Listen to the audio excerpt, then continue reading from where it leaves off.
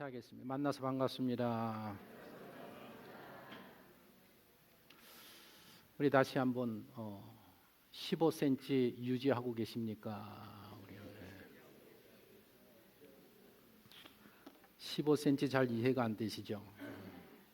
2020년 새해 설교를 제가 첫 설교를 보라 내가 새해를 행하리라 라는 제목으로 말씀을 전했습니다. 새해를 시작하면서 이전 일들은 좋은 일이든지 좋지 않은 일들은 다 잊어버리자. 그리고 이제 2020년에 하나님이 우리를 위해서 행하시는 새 일, 새 역사를 기대하면서 출발하자라는 내용의 말씀이었었습니다. 지난 첫 주일 설교는 하나님께 가까이 함이 우리에게 진정한 복이라는 그 내용의 말씀이었었습니다. 2020년 우리를 위해서 행하시는 새 일과 새 능력을 경험하기 위해서는 올해는 우리가 하나님 앞에 가까이 다가가야 되겠다. 어느 정도 가까이 가야 되느냐? 몇 센치? 15cm. 15cm는 사람의 숨결을 느낄 수 있는 그런 거리이기 때문에 하나님의 숨결을 느낄 정도로 하나님 앞에 가까이 나가는 한 해가 돼야 되겠다. 오늘은 이어서 세 번째 설교로 그러면 하나님과 15cm의 그 친밀한 관계를 갖고 유지하기 위해서 우리가 해야 할 일은 무엇인가 하면 가장 먼저 다 같이 읽어보겠습니다. 바알의 제단을 벌어야 한다. 가깝고 친한 사람은 자주 만나서 시간을 함께 많이 보냅니다. 누군가를 어제 만나고 또 오늘을 만나고 그 사람이 내일도 만나고 싶다고 하면 그 사람은 정말 친한 사람이고 아주 가까운 관계인 것을 우리가 알 수 있습니다. 요즘 여러분들이 제일 친하고 가깝게 지내는 사람들은 누굽니까? 애인? 요즘은 초등학생들도 애인들이 있더라고요. 자녀입니까? 배우자입니까? 아니면 매일 손에 쥐고 보는 유튜브입니까? 아니면 드라마입니까? 게임, 낚시, 여행. 당신이 정말 사랑하고 좋아하고 있는 것을 당신은 알고 있습니다. 오늘 이 사사기서 말씀은 기도원에 대한 이야기인데 기도원 사사에 대한 것은 사사기 6장, 7장, 8장에 대한 내용입니다. 전체를 다 읽을 수 없어서 오늘 핵심적인 중요한 대목, 우리가 보고자 하는 우상제단을 허는 그 대목만 함께 살펴보았습니다. 기도원의 이야기는 이렇게 시작이 됩니다. 6장 1절에 보면 같이 한번 읽어보시겠습니까? 이스라엘 자손이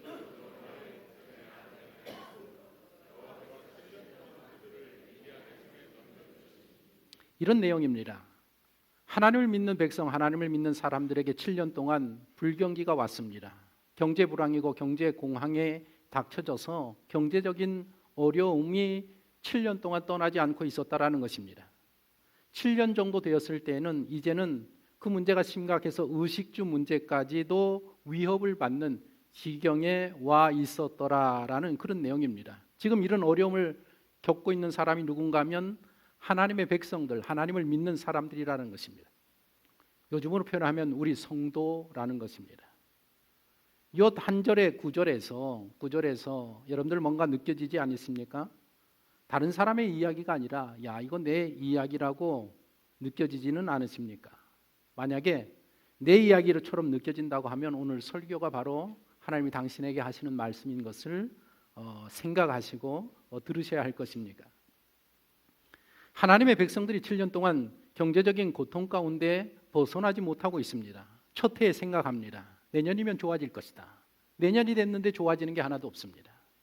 둘째 해에 생각합니다. 내년에는 변화가 일어날 것이다. 그러나 변화가 일어나지 않습니다. 3년째에도 긍정적인 생각을 해보지만 경제는 좋아지지 아니하고 변화되지 아니하고 더 어려워져만 가고 있습니다. 그렇게 7년째가 되었을 때에는 이제는 최악의 상태가 되어서 버틸 수가 없는 지경이 되었습니다. 그런데 하나님은 이 7년째 계속되고 있는 경제적인 불황, 불경기는 너희들의 죄악 때문이라고 지적을 합니다. 하나님께서 그들의 죄의 문제를 해결하기 위하여서 일으키시는 문제고 환경이라는 것을 이야기하고 있습니다. 하나님은 그들에게 닥친 이 경제적인 문제를 가지고 하나님 앞에 나오기를 원하고 계십니다. 기도의 자리에 나가서 그 문제로 기도하여서 문제를 해결하고 하나님과의 관계를 회복하기를 원하고 계신다라는 것입니다. 그러나 사람들은 기도의 자리에 나가지 않습니다. 내년이 좋아질 것이다. 후년에는 변화가 일어날 것이다.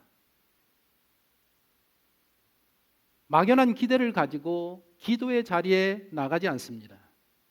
그러자 7년째 되었을 때에 가정 경제가 무너지고 일자리를 잃어버리게 되고 사업장은 부도 직전에 파산 직전까지 이르게 됩니다.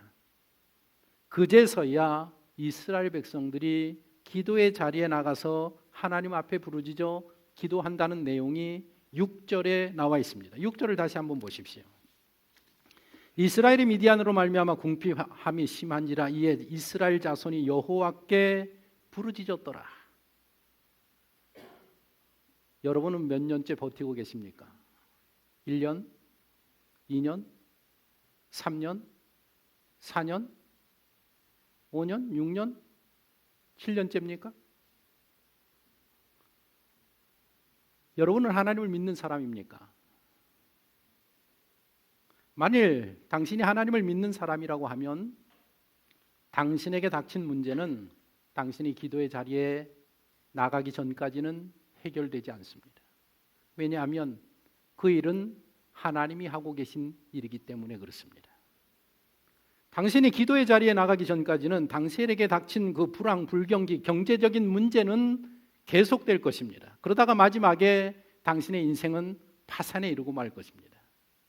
그래도 이스라엘 백성의 경우 다행스러운 점은 7년째의 백성들이 기도의 자리에 나갔다라는 점입니다. 기도의 자리에 나가 부르짖어 기도하고 있습니다.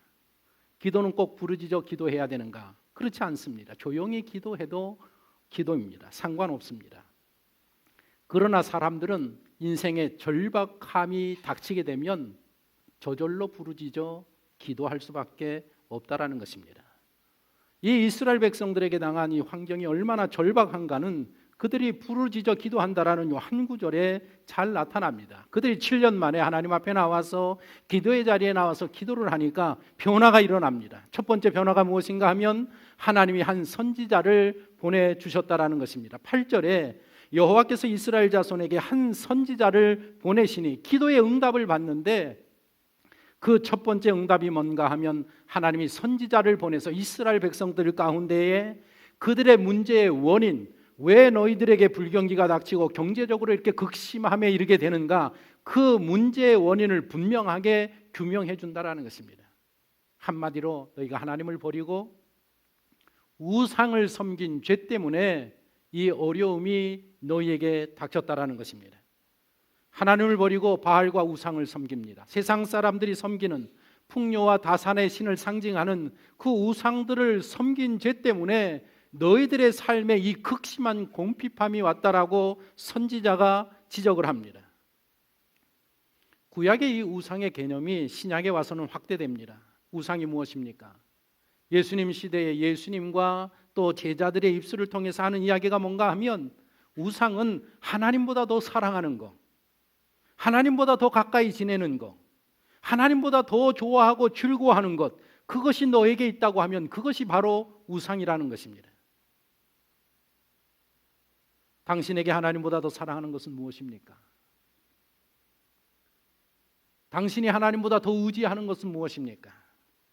하나님보다 더 애착심을 가지고 있는 게 그것이 무엇입니까? 하나님보다 더 좋아하고 더 즐거워하는 것이 무엇입니까? 바로 그것이 현재 지금 당신이 섬기고 있는 우상이라는 것입니다.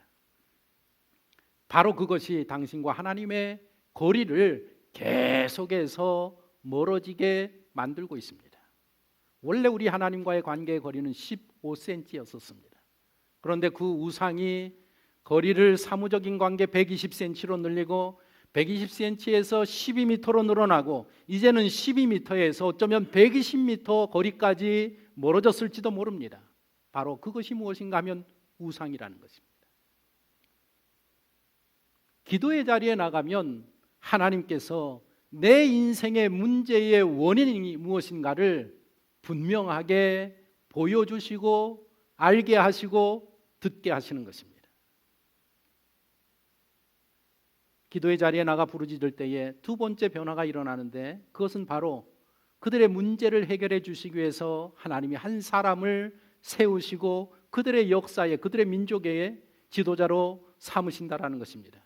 기도를 들으신 하나님께서 오브라라는 곳에 숨어 사는 기드온을 찾아가십니다.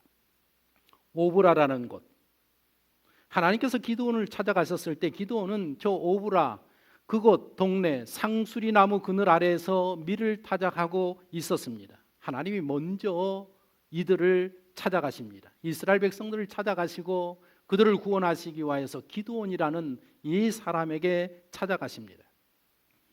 6장 11절 12절을 보시면 여호와의 사자가 아비에셀 사람이 요아스에게 속한 오브라에 이르러 상수리 나무 아래 앉으니라. 마침 요아스의 아들 기드온이 미디안 사람에게 알리지 아니하려 하여 밀을 포도주 틀에서 타작하니 여호와의 사자가 기드온에게 나타나 이르되 큰 용사여 여호와께서 너와 함께 계시도다 하매.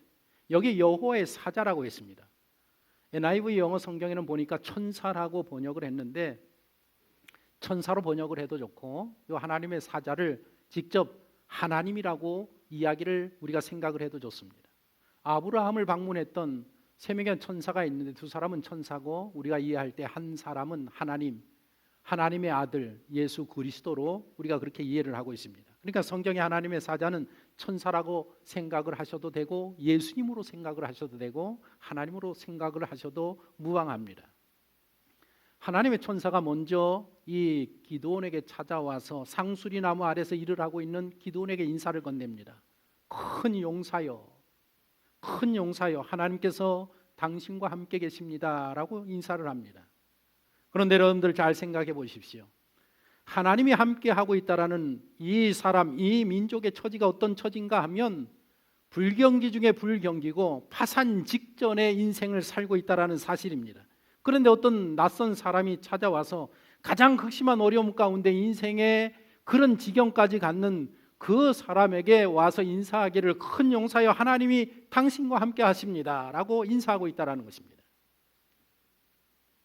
옆에 분에게 하나님이 당신과 함께 하십니다. 그렇게 믿으십니까? 인사를 받은 기드온이 인사를 하는데 아이고 선생님 안녕하십니다. 안녕하십니까? 그런데 하나님이 저와 함께 계시면 제 인생이 이 지경까지 왔겠습니까? 하면서 밀을 타작하고 있는 포도주 틀을 지금 이렇게 손으로 보여줍니다. 여러분들 밀을 타작하려고 하면 넓은 마당에서 밀을 펼쳐놓고 타작을 해야 되는데 포도주를 수확해서 포도주를 담그려고 하면 포도주 틀에 놓고 먼지가 들어가지 아니하도록 이물질이 들어가지 아니하도록 그렇게 철저히 보호하면서 그 틀에서 포도주를 만들어야 합니다. 그런데 지금 밀을 포도주 틀에 놓고 타작한다라는 것은 지금 내가 하고 있는 이 일이 아무에게도 발각되지 않도록 조심스럽게 소심스럽게 하는 그런 행동입니다. 선생님 말씀처럼 저와 함께 하나님이 계신다고 하면 제 삶이 이렇게까지 되었겠습니까? 제가 듣기에는 이렇게 이야기합니다. 제가 듣기에는 우리가 믿는 하나님은 수많은 이적과 기적을 일으키신 하나님이라고 제가 우리 부모님과 선조들에게 들었습니다. 그런데 우리 민족을 보십시오. 우리 민족을 이집트에서 구출해서 여기까지 오신 하나님이라고 제가 들었는데 오늘날 우리가 이방 민족에게 치여서 어려움을 당하고 이 경제적인 불안 가운데에서 벗어나지 못하고 있습니다. 하나님이 우리를 버리셨든지 하나님이 계시지 않든지 아니면 하나님이 우리와 함께 하시지 아니하시든지 저에게 우리에게 무슨 하나님이 함께 하신다라고 말씀을 하십니까? 하나님의 사자가 말합니다. 그러면 내가 가서 너의 민족을 구원해내라. 하나님께서 모세를 보낸 것처럼 하나님이 너를 지도자로 삼으셔서 너희 민족을 구원하러 보내느니라. 아이고 선생님 사람 잘못 보셨습니다. 저는 그렇게 큰 일을 할 만한 위인이 되지 못합니다. 말씀이라도 그렇게 해주시니까 너무 감사합니다 라고 인사합니다. 그러나 하나님의 천사는 아니다. 반드시 하나님이 너와 함께 하신다. 그러니 너가 가서 하면 말씀에 순종해서 가면 위대한 역사를 이룰 것이다. 기드온은 이 낯선 사람의 방문을 받아서 함께 대화를 나누면서 처음에 이 사람이 누군지 모릅니다. 그런데 시간을 지나가면서 대화를 주고받으면서 점점 이분이 누구신가? 하나님이 보내신 사자고 그 하나님의 영에 오셔서 함께 하신다라는, 하나님이 내게 말씀한다라는 것을 깨닫게 된다 말입니다. 영적인 대화를 통해서, 부지중에 만난 이 하나님의 사자, 하나님과의 영적인 대화를 통해서 이 마침내 기드온이 고백하는 게 무엇인가 하면 자기가 참으로 하나님 앞에 죄인이었다라는 것을 고백하게 됩니다. 6장 22절에 이런 말씀이 있습니다. 같이 한번 읽어보겠습니다.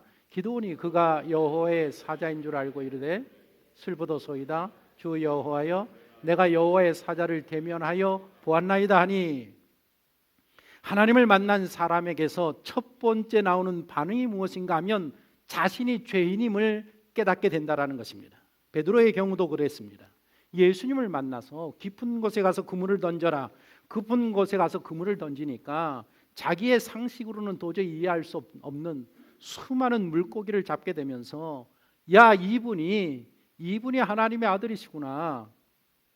예수님을 만나서 그의 첫 고백이 뭔가 하면 무릎을 꿇으면서 주여 저는 죄인입니다, 저에게서 떠나십시오라고 고백하는 그 내용을 저희들이 알고 있습니다. 기드온이 하나님을 만나서, 하나님의 보내신 이 천사를 만나서 자기가 죄인임을 깨닫게 되고 고백하게 되자 하나님의 첫 주문이 들어가는데, 오늘 우리가 함께 읽은 사사기서 6장 25절 26절의 말씀입니다. 읽었으니까 제가 이거 그냥 넘어가면서 설명을 합니다. 첫 번째 주문이 뭔가 하면, 야, 집으로 돌아가서 너희 집안에 있는 바알과 아세라 우상을 다 없애버려라. 바알의 제단을 헐고 아세라 목상을 찍어내 던지라. 그리고 집에 있는 둘째 소, 7년 된 둘째 소를 가지고 가서 저 오브라 너희 동네 언덕 가장 높은 곳에 가서 하나님을 위해서 새로운 제단을 쌓고 거기에서 그것들로 하나님 앞에 번제를 드려라 말씀을 하십니다. 이게 하나님이 자기가 죄인임을 고백하는 기드온에게 첫 번째로 주문하는 내용인 것입니다. 하나님과의 관계를, 친밀한 관계를 요구하고 계신단 말입니다. 기드온은 아버지와 동네 사람들에게 맞아 죽을 각오를 하고 이 하나님의 말씀에 순종을 해서 집으로 돌아가서 우상 제단을 다 정리합니다. 감히 낮에는 못하고 두려워서 밤에 몰래 10명의 하인들을 데리고 가서 그 제단을 다 헐고 아세라 목상을 찍어내고 그 둘째 소를 잡아서 오브라 언덕 제일 높은 곳에 제단을 쌓고 하나님 앞에 번제를 드립니다. 이것은 이제부터 하나님, 내가 하나님 앞에 예배하는 삶을 새롭게 출발하겠습니다라는 그의 결심, 견고한 결심을 보여주는 것입니다.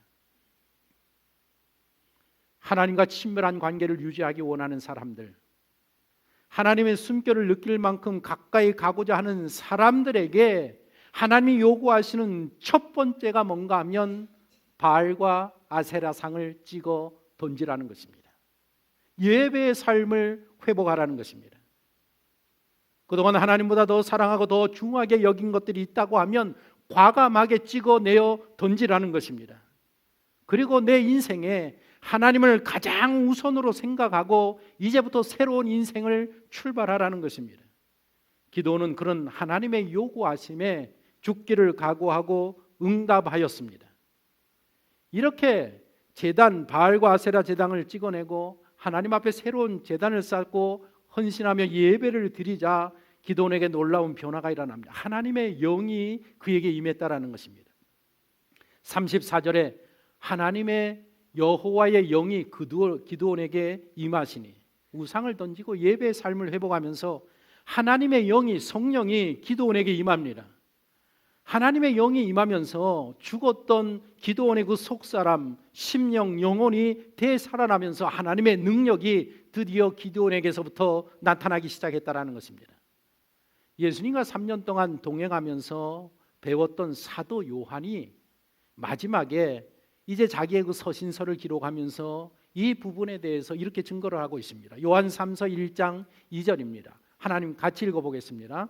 사랑하는 자여, 내 영혼이 잘됨 같이 내가 범사에 잘되고 간건하기를 내가 간구하노라. 깨달은 진리, 배운 진리가 무엇인가 하면 영혼이 잘 돼야 육신의 모든 일이 범사에 잘 될 수 있다라는 이 사실을 이 사도 요한이 깨닫고 지금 모든 성도들에게 권면하고 있는 내용입니다. 오늘 우리 모든 성도들이 꼭 알아야 될 것이 무엇인가 하면 우리의 범사가 잘 되기 위하여서는 먼저 우리의 영혼의 문제가 해결돼야 된다는 것입니다. 영혼의 문제가 해결이 되면 육신적인 문제는 저절로 해결될 수 있다는 것입니다. 예수님만이 우리의 죽은 영혼을 살릴 수 있습니다. 죽은 영혼에 새 생명을 불어넣으셔서 영혼이 온전히 작동하도록 하실 수 있는 분이 바로 예수 그리스도이십니다. 왜 우리가 예수 그리스도를 믿어야 되느냐? 예수 그리스도를 믿고의 범사가 잘 되기를 원하느냐? 예수 그리스도를 믿을 때에 우리의 영혼의 문제가 해결함을 받고 영혼의 문제가 해결함을 받을 때 비로소 육신의 삶의 모든 문제가 해결될 수 있기 때문에 그렇다라는 것입니다. 여호와의 영이 임하니까 기드온에게 놀라운 변화들이 일어나기 시작합니다. 첫 번째 변화가 뭔가 하면 마음의 걱정과 근심과 두려움이 사라졌다라는 것입니다. 늘 두려워하는 마음이 있었습니다. 미디안 족속에 대해서, 이방 족속에 대해서, 내 삶에 대해서 늘 근심이 있었습니다. 이 경기에 대해서, 이 불경기에 대해서 늘 걱정하는 마음이 있었는데 여호와의 영을 받으니까, 하나님의 영을 받으니까, 성령이 들어오니까 이 두려워하던 마음이 다 떠나가면서 그 마음 속에 용기가 들어앉기 시작했다는 것입니다. 바로 이것이 여호와의 영을 받은 사람에게서 나타나는 첫 번째 증상인 것입니다. 두 번째 변화는 뭔가 하면 사람이 따르기 시작합니다. 여호와의 영을 받고 용기를 받은 기드온이 12지파에게 무슨 이야기를 하는가 하면 이제 내가 미디안과 전쟁을 시작한다. 나와 함께 죽기를 각오하고 전장에 나갈 사람들은 모여라 외쳤더니 그의 외침에 몇 명이 모이는가 하면 순식간에 32,000명이 모여듭니다. 이스라엘 지파가 12지파입니다. 12지파 가운데에 4지파, 므낫셋, 아셀, 스불론, 납달리 요 4지파의 사람들 가운데에 32,000명이 내가 기드온과 함께 나가서 싸워 죽겠습니다. 내 목숨을 걸고 싸우겠습니다 하고 모인 사람들이 32,000명이 모여졌다는 거예요. 기드온이 누굽니까? 기드온은 미드온 족속이 두려워서 밀을 포도주 틀에 놓고 몰래 아무도 모르게 그렇게 타작을 하던 그런 소심한, 나약한, 자존감과 자신감이 결여되어 있던 그런 사람입니다. 그랬던 사람이 하나님의 영을 받으니까 용기가 생기고, 용기가 생기니까 모여라 하니까 사람들이 순식간에 32,000명이 모여들었다는 것입니다. 옛사람이 변하여 새사람이 되었습니다. 세 번째 나타나는 변화가 있는데 바로 믿음이라는 부분입니다. 믿음의 사람이 되었습니다. 하나님을 신뢰하지 못하고 하나님이 우리를 버리지 않았는가, 하나님이 우리와 함께 하시는가, 그런 마음을 가지고 있던 이 기드온 마음 가운데 여호와에 대한, 하나님에 대한 확실한 믿음과 신뢰가 생겨났다는 것입니다. 그래서 그 믿음을 가지고 전쟁터에 나아갑니다. 전쟁은 병력으로 결정이 나지 않습니까? 설교의 이해를 돕기 위해서 제가 자료들을 찾아보았습니다. 최근의 자료들인데 세계 국방 예산 순위가 2017년 기준으로 이렇다고 합니다. 그러니까 한 해에 국방비로 사용하는 액수가 미국이 719조를 사용하고 중국이 179조, 사우디가 91조, 일본이 54조, 러시아가 54조, 우리나라가 올해 50조를 예산으로 세웠습니다. 그래서 6입니다. 저거를 보시면 2위에서 12위까지 다 합쳐도 미국의 719조를 넘어가지 못합니다. 미국과 싸워서 이길 나라는 아무도 없습니다. 우리나라 정도까지 되면 한 5, 6위 정도 되면 미국과 싸우면 몇 일을 버티느냐? 3일은 버틴다고 합니다. 3일. 용기를 가지십시오. 3일은 살아남을 수 있습니다. 이북 북한 아무리 떠들어도 전 반나절이면 끝납니다. 전쟁은 무엇인가 하면 이게 이 전력 싸움 아니면 전쟁 병력으로 싸우는 거 아닙니까?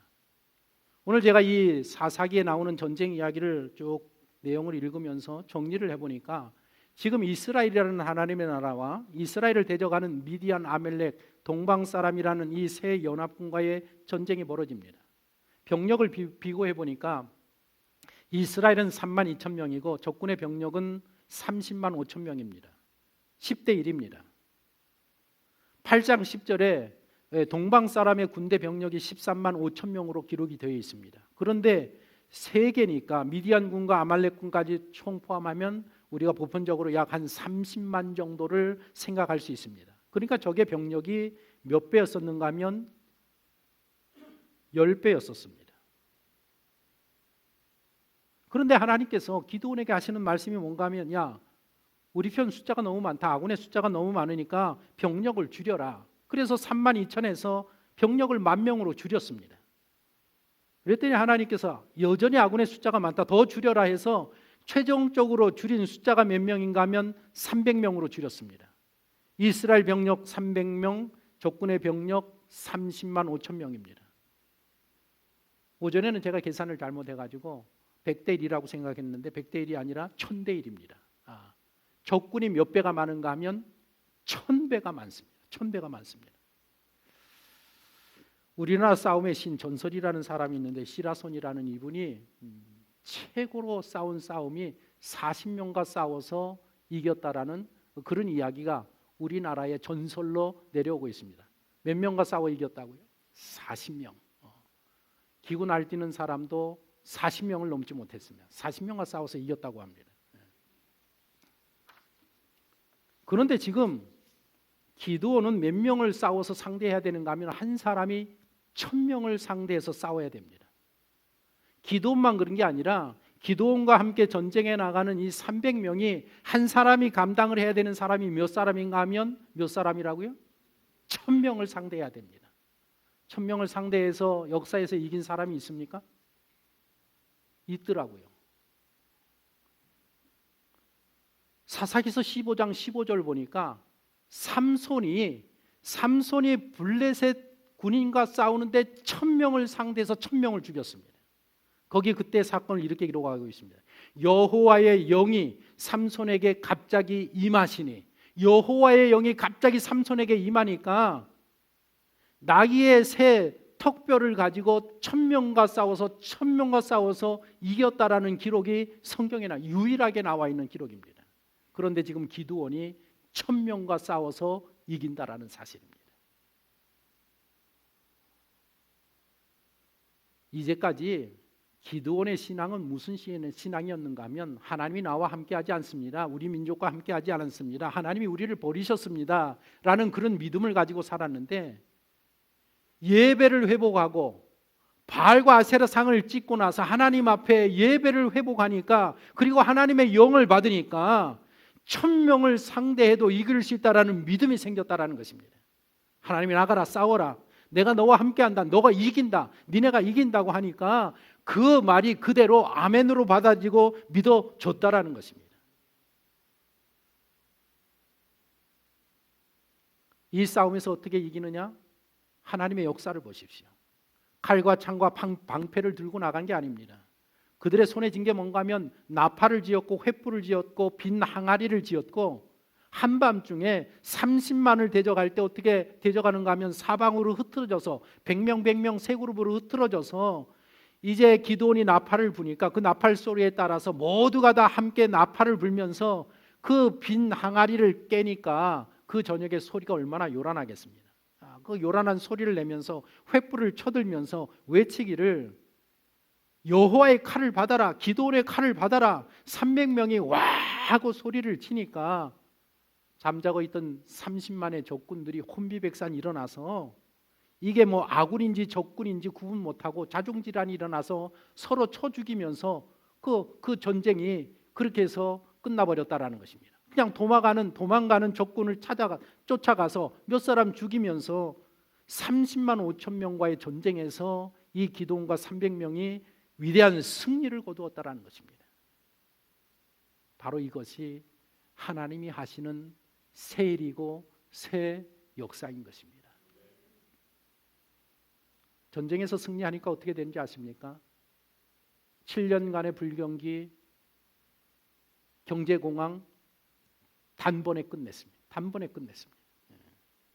이 전쟁의 승리로 하여금 전리품을 얻는데, 여러분들 꼭 기억해야 될 게 뭔가 하면 전쟁에서 승리하면 전리품을 얻습니다. 영적인 전쟁에서 승리하면 영적인 전리품을 여러분들이 얻게 되어 있습니다. 기드온이 전쟁에 승리하면서 사사로 추대를 되고 40년 동안 이스라엘의 지도자로서의 자리를 차지합니다. 지위를 얻고 명예를 얻습니다.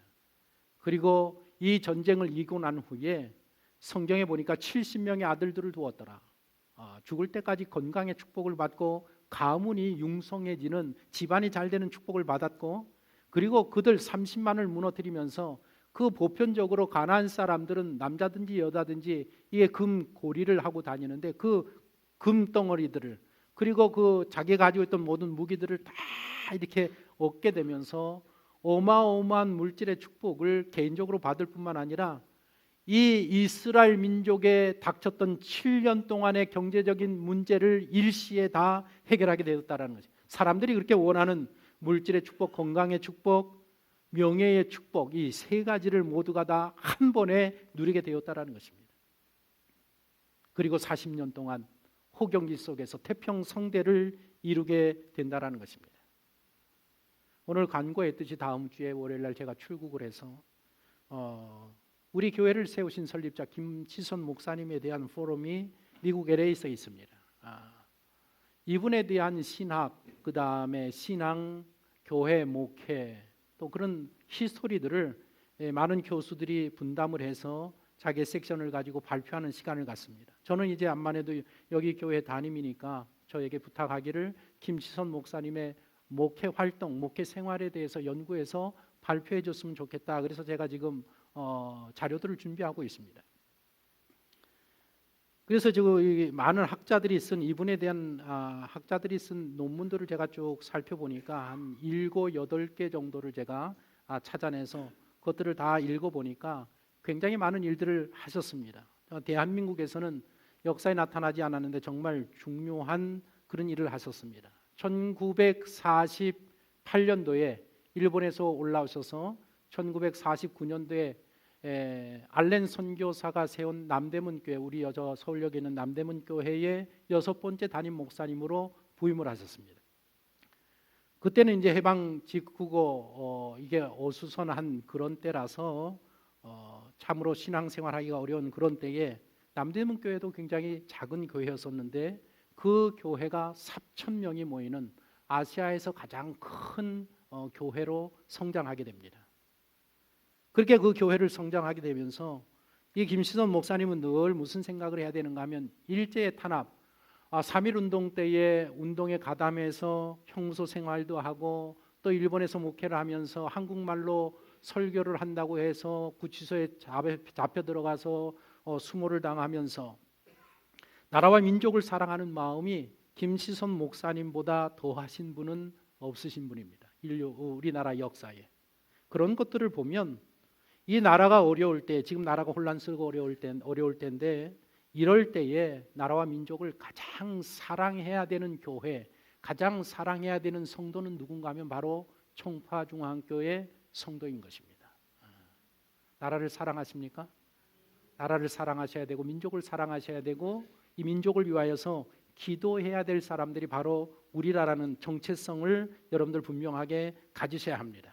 이 김시선 목사님이 늘 생각한 게 뭔가 하면 해방을 맞이하면서 우리나라가 변화되려고 하면, 우리나라가 잘 살려고 하면 우리나라 모든 백성들이 예수 그리스도를 믿어야 이 나라는 변화가 될 수 있다라는 그런 생각을 가지고 계셨습니다. 그래서 어떻게 하면 이 나라 이 민족에게 복음을 전하고 모두가 다가 예수를 그리스도를 믿고 세계에서 제4장 나라의 사명을 감당할 수 있을까? 늘 그 문제를 놓고 울면서 새벽마다 기도하셨다라는 것이. 울면서 부흥 집회를 할 때마다 그 말씀을 증거했다라는 것입니다. 그러면서 일으킨 운동이 300만 부흥 운동입니다. 그 당시 한반도 인구가 3천만이었습니다. 3천만 중에서 10분의 1을 하나님 앞에 드려야 된다. 그래서 300만 영혼이 구원함을 받아야 된다고 해서 최초로 300만 구령운동을 펼치신 분이 김치선 목사님이십니다. 그때 사람들이 다 되지 않는 일을 한다라고 옆에서 그랬다라는 것입니다. 그때 대한민국에서 예수 그리스도를 믿는 인구가 몇십만밖에 되지 않았습니다. 그런데 그때 300만을 이야기하니까 사람들이 다 웃었다라는 것입니다. 그런데 이 300만을 이루기 위하여서 먼저 행한 게 뭔가 하면 300명 기도원의 기도 특공대를 조직을 하셨습니다. 300명을 모아서 나라와 민족을 위하여서 기도하고 나라와 민족을 위하여서 복음으로 앞장서서 나갈 사람들을 모아서 그들로 하여금 이 300명이 모여서 날마다 기도하고 날마다 이 일들을 추진해 나갔다라는 것이, 그 300명 중 가운데 70명이 헌신자들이 나왔는데, 이 헌신자들이 목사님을 찾아와서 나라와 민족을 위해서 우리가 죽겠습니다. 6.25 전쟁이 일어나기 1년 전에 이 70명이 나와서 그렇게 목사님에게 우리는 나라와 민족을 위해서 순교하겠습니다. 목사님 말렸다라는 것입니다.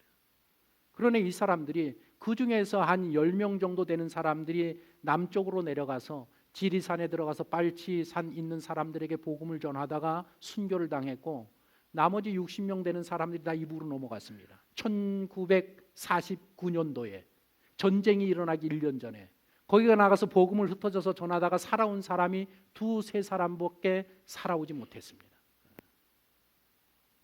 그 운동을 펼치면서 오늘날 대한민국이 이렇게 많은, 정말 1000만이 되는 그런 기독교 인구를 갖는 그런 나라가 되었는데, 300만 부흥운동, 구령운동을 일으키면서 하시는 말씀이 무엇인가 하면, 이 민족이 변화되려고 하면 우상을 타파해야 된다. 우상 숭배에서 떠나야 된다. 고려시대에 불교를 믿었어도 이 나라가 건짐을 받지 못했고, 조선시대에 유교를 숭상했어도 이 민족이 구원함을 받지 못했다. 이 민족이 구원함을 받을 수 있는 유일한 길은 예수 그리스도를 믿어서 제사장 나라가 되는 일 외에는 가능성이 없다. 그래서 그런 운동을 펼치셔서 오늘날 이 대한민국 1000만의 기독교인이 되는 나라를 만드셨다는 것입니다. 2020년 하나님께서 당신을 위해서 새 일을 행하실 줄로 믿습니다. 그 새 일이 이루어지기 위하여서는 당신이 하나님 앞에 가까이 가셔야 합니다. 몇 센치까지? 몇 센치? 올해는 이 15cm를 잃어버리면 안 됩니다. 우리가 늘 볼 때마다 잘 계십니까? 별일 없습니까? 인사하지 말고 15cm. 옆에 분에게 15cm. 몇 cm? 15cm. 왜 15cm라고 했습니까? 15cm는 학자들 이야기가 사람의 숨결이 느껴지는 센치가 15cm라 말입니다. 그만큼 하나님 앞에 가까이 나가야 된단 말입니다. 그렇게 하나님 앞에 가까이 나가기 위해서 첫 번째 우리 인생의 걸림돌이 무엇인가 하면 바로 우리가 섬기는, 하나님보다 더 사랑하고 하나님보다 더 의지하고 하나님보다 더 좋아하는 바알이라는 우상, 아세라라는 우상, 세상의 그 우상들을 헐고 찍어내지 아니하면 하나님 앞에 나아갈 수 없단 말입니다. 2020년 빠른 시일 안에 내 앞에 있는 바알과 아세라를, 하나님보다 더 사랑하고 더 의지하고 더 좋아하는 것들을 과감하게 헐어버리고 찍어내는 청파중앙교회 성도가 되시기를 예수 그리스도의 이름으로 축원합니다. 기도하겠습니다.